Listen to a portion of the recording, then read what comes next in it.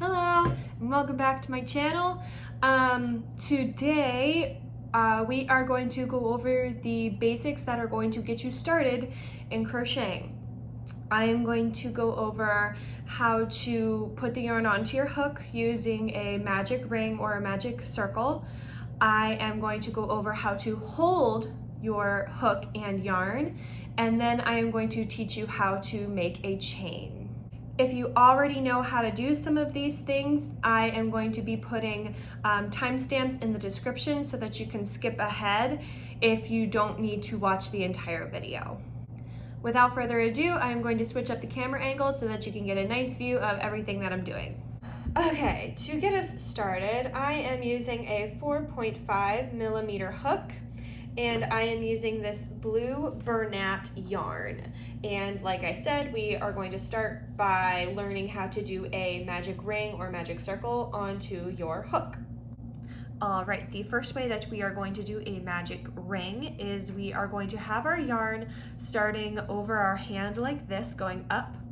Then we are going to grab this piece here, and I like to hold it secure here with my thumb. We are going to pull it under our hand and over, okay? So it should look like this.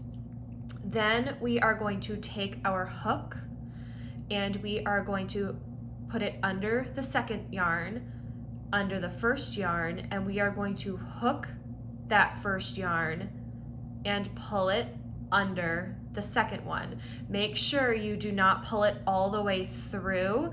You need to leave this tail here. All right, now we are going to pull our hand out. Okay, we are going to then take the string that's leading to our yarn and the tail, oopsie, and we are going to pull it like so. And that is our magic ring. I'm going to do that one more time, hopefully a little bit more gracefully. Okay, one more time. Our yarn is going to go over our hand, bring it around and up. Take your hook, stick it under both, hook yarn number one, pull it under, grab the tail, pull your hand out, grab the top, and pull it tight like that. Now, if that was a little hard to follow, then here's, I think, maybe an easier way to do it. If you use your hook and you place it over your yarn like this, all right, here's your tail, and you bring the top over, okay, so it should look like this, and then take that tail and cross it over, then you got the same thing, all right? Your magic ring is ready to go. Okay, so now that we have our magic ring, I am going to be teaching you how to hold your hook and your yarn. I am going to be working right-handed. That means that my hook is going to be in my right hand. So, just to start, I am going to hold that tail to keep it secure with my thumb and middle finger. That will not stay the same the entire time. My pointer finger is going to kind of help guide the yarn just to make things a little easier to start. And then my pinky and ring finger are going to be kind of holding the hook secure. So that's what your right hand should look like for now. Then in the left hand, that's going to be leading the yarn to your project. So I'm going to take my pointer finger and I'm actually going to put it in front of that yarn, like so. And then the rest of the yarn is going to go in front of your other fingers, all right? I am going to now close my pinky and ring finger around that yarn. That's going to keep the tension in the yarn so that things aren't too loose, but you also don't want to keep it super tight so that you're not getting any more yarn. Now, like I said, I'm not going to always be holding the tail with my thumb and middle finger on my right hand. I'm actually going to grab onto that so that I have my thumb and middle finger to now hold the hook a little bit more secure on this hand. All right, I'm gonna go over that one more time.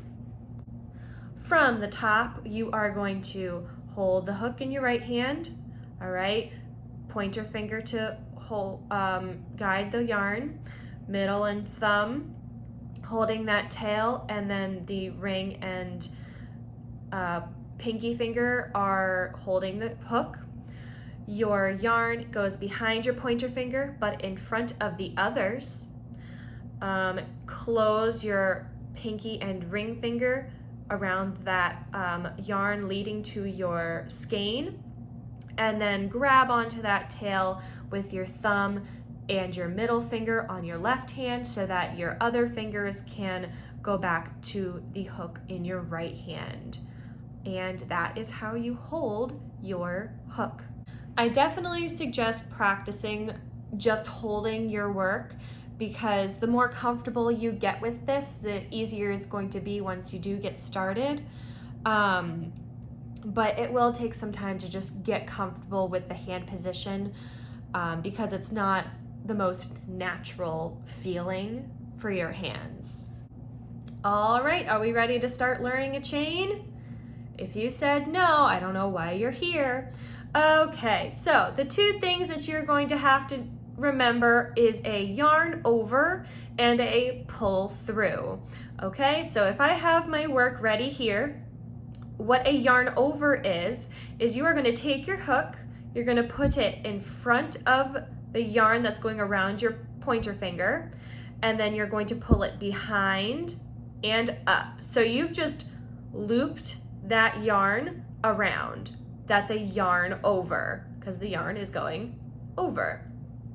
Then a pull through is where you pull, and this is where your pointer finger can come in handy on your right hand. You are going to pull that first yarn over through the ring that you made earlier, and that's a chain. I'm going to do that again for you. Okay, so again, yarn over is where your hook goes in front, back, and up, and a pull through is where you pull and your hook is going to be going through that loop, just like so. I'm going to see if I can maybe get a nice close up, just like that. I got a new phone, so I have a nice new camera. One more time, I want to show you what your hook should be doing. All right, you see how there's a little bit of an opening there? That's where your hook needs to go through. And I've just made 4 chains here. Oh, there's a little cat hair. Goodbye. So, like I mentioned before, there's that cat hair again. Like I mentioned before, in your left hand, your pinky and your ring finger, they are very important for keeping the tension in this yarn coming up. If it is too loose and you start to pull your hook this way, as you can see, it's getting bigger. All right, and that's because the tension is not being kept here. If I pull this, you see my yarn getting, my loop getting smaller. All right, so I'm gonna stick my hook back through there. Now, if you keep it too tight, I can't actually pull it at all. So you want to find that happy medium between tight and loose, and that will take practice. So don't forget to practice. So I'm gonna make just a few more chains. Again, you're gonna yarn over, pull through, yarn over, pull through, yarn over, pull through. And this is what your chain should start to look like. So, a few things that you might notice in your foundation chain. You might notice some chains that are a bit bigger. That comes from loose tension on your leading yarn. and if your loop gets pulled out too much, okay? And then if you loop through, you get kind of a bigger loop. You might also notice ones that are super tiny and super tight, and it's hard to get through. That is when your tension is too tight and your yarn on your hook is pulled super duper tight because your tension is off.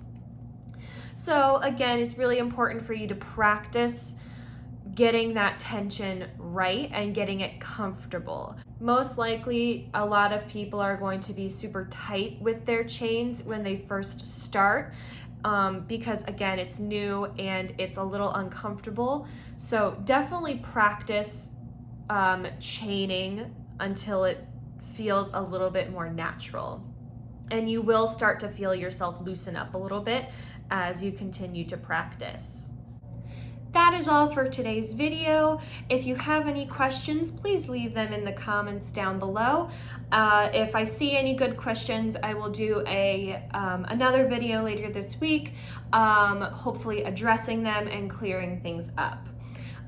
If you enjoyed this and you want to continue to learn how to crochet, please subscribe, and I will be back next week where I will be talking about the single crochet. Bye!